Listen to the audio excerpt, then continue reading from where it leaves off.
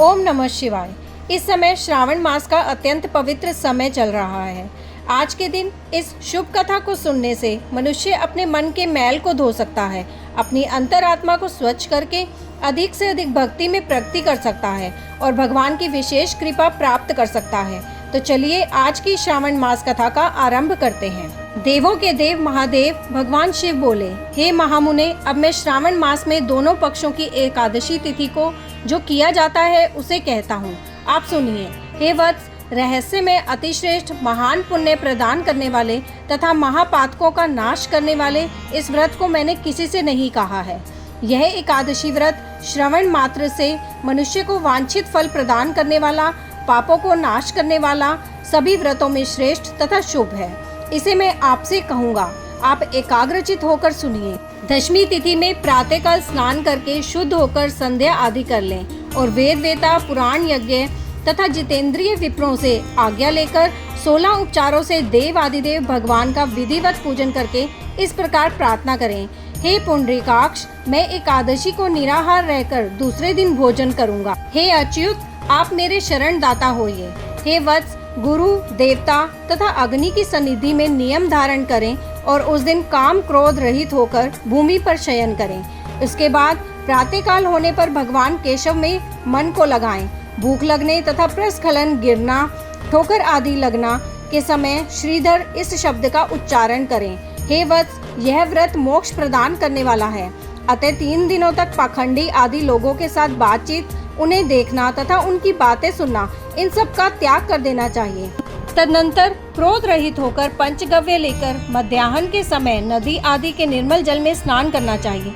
सूर्य को नमस्कार करके भगवान श्रीधर की शरण में जाना चाहिए और वर्णाचार की विधि से सभी कृत्य संपन्न करके घर आना चाहिए। वहाँ पुष्प, धूप तथा अन्य प्रकार के नैवेद्यों से श्रद्धा पूर्वक श्रीधर की पूजा करनी चाहिए। उसके बाद सुवर्ण में पंचरत्न युक्त श्वेत चंदन से लिप्त तथा 2 वस्त्रों से आच्छादित कलश को स्थापित करके और शंख, चक्र, गदा युक्त देव आदिदेव श्रीधर की प्रतिमा स्थापित कर उनकी पूजा करके गीत, वाद्य तथा कथा श्रवण के साथ रात्रि में जागरण करना चाहिए। इसके बाद विमल प्रभात होने पर द्वादशी के दिन विधिवत पूजन करके कृत कृत्य होकर बुद्धिमान को चाहिए कि श्रीधर का नाम का जप करें। इसके बाद उन शंख, चक्र तथा गदा धारण करने वाले देव देवेश श्रीधर की पुनः पूजा करें और सुवर्ण दक्षिणा सहित कलश ब्राह्मण को प्रदान करें। उस समय ब्राह्मण को विशेष करके नवनीत अवश्य प्रदान करें। इस प्रकार प्रार्थना करें, भगवान श्रीधर, आज आप मुझ पर प्रसन्न हो और मुझे अत्युत्तम लक्ष्मी प्रदान करें। हे मुनि श्रेष्ठ, इस प्रकार उच्चारण करके जगत गुरु श्रीधर से प्रार्थना करके श्रेष्ठ ब्राह्मणों को भोजन कराकर अपने सामर्थ्य के अनुसार दक्षिणा देनी चाहिए। उसके बाद सेवकों आदि को भोजन कराकर गायों को घास खिलानी चाहिए। इसके बाद मित्रों तथा बंधु बांधवों समेत स्वयं भोजन करना चाहिए। हे सनत कुमार, मैंने आपको यह श्रावण मास की शुक्ल पक्ष की एकादशी व्रत विधि बतला दी। इसी प्रकार कृष्ण पक्ष की एकादशी में भी करना चाहिए। दोनों व्रतों में अनुष्ठान समान है, केवल देवताओं के नाम में भेद है। जनार्दन मुझ पर प्रसन्न हो, यह वाक्य बोलना चाहिए। शुक्ल एकादशी के देवता श्रीधर हैं और कृष्ण एकादशी के देवता जनार्दन हैं। हे सनत कुमार, यह मैंने आपसे दोनों एकादशियों के व्रत का वर्णन कर दिया है।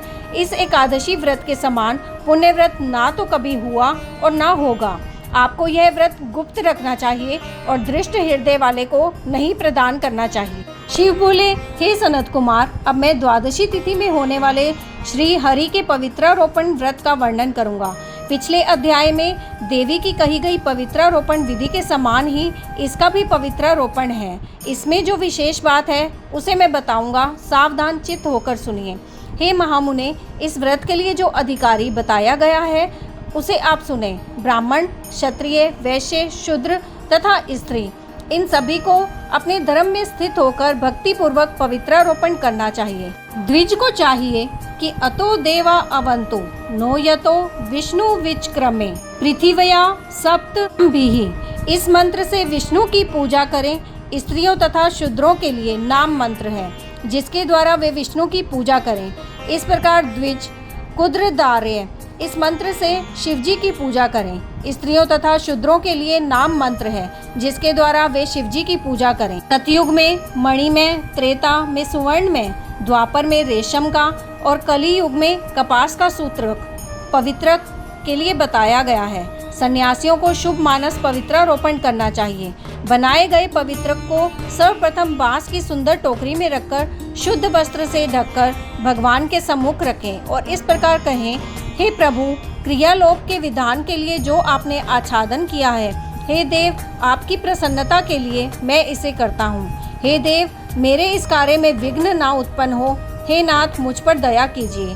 हे देव, सब प्रकार से सर्वदा आप ही मेरी परम गति हैं।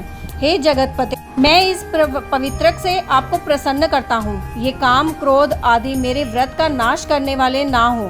हे देवेश, आप आज से लेकर वर्ष पर्यंत आप अपने भक्त की रक्षा करें।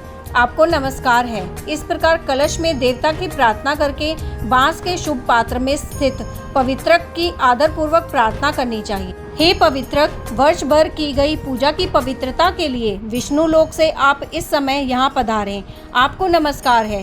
हे देव, मैं विष्णु के तेज से उत्पन्न मनोहर सभी पापों को नाश करने वाले तथा सभी कामनाओं को पूर्ण करने वाले इस पवित्रक को आपके अंग में धारण कराता हूँ। हे देवेश, हे पुराण पुरुषोत्तम, आप मेरे द्वारा आमंत्रित हैं, अतः आप मेरे समीप पधारें। मैं आपका पूजन करूंगा। आपको नमस्कार है। मैं प्रातःकाल आपको यह पवित्रक निवेदन करूं। उसके बाद पुष्पांजलि देकर रात्रि में जागरण करना चाहिए। एकादशी के दिन अधिवासन करें और द्वादशी के दिन प्रातःकाल पूजन करें। पुनः हाथ में गंध, दुर्वा तथा अक्षत के साथ पवित्रक लेकर ऐसा कहें, हे देव, आपको नमस्कार है। वर्ष पर्यंत की गई पूजा का फल देने वाले इस पवित्रक को पवित्रीकरण हेतु आप ग्रहण कीजिए। मैंने जो भी दुष्कृत किया है उसके लिए आप मुझे आज पवित्र कीजिए। हे देव, हे सुरेश्वर, आपके अनुग्रह से मैं शुद्ध हो जाऊं। इस प्रकार मूल मंत्र से संपुटित इन मंत्रों के द्वारा पवित्रक अर्पण करें। उसके बाद महानैवेद्य अर्पित करके निराजन होकर प्रार्थना करें और मूल मंत्र से घृत सहित खीर का अग्नि में हवन करें। इसके बाद इसी मंत्र से पवित्रक का विसर्जन करके इस प्रकार बोलें, हे पवित्रक, वर्ष भर की गई मेरी शुभ पूजा को पूर्ण करके अब आप विसर्जित होकर विष्णु लोक को प्रस्थान करें। इसके बाद पवित्रक को उतारकर ब्राह्मण को प्रदान करें अथवा जल में विसर्जित कर दें। हे वत्स, मैंने आपसे श्री हरि के इस पवित्रारोपण का वर्णन कर दिया। इसे करने वाला इस लोक में सुख भोग कर अंत में वैकुंठ प्राप्त करता है। इस प्रकार श्री स्कंद पुराण के अंतर्गत ईश्वर सनत कुमार संवाद में श्रावण मास महात्म्य में उभय एकादशी व्रत कथन और द्वादशी में विष्णु पवित्रारोपण कथन नामक 19वां अध्याय पूर्ण हुआ। यहीं ये कथा समाप्त होती है। अगर आज की कथा आपको अच्छी लगी तो इस वीडियो को लाइक कीजिए और आपके अपने चैनल एस्ट्रो नॉलेज को सब्सक्राइब कर लीजिए ताकि आने वाले वीडियोस के नोटिफिकेशन आपको मिल सकें। हम आपसे मिलेंगे इसी श्रावण मास महात्म्य की कथा के अगले अध्याय में। ओम नमः शिवाय।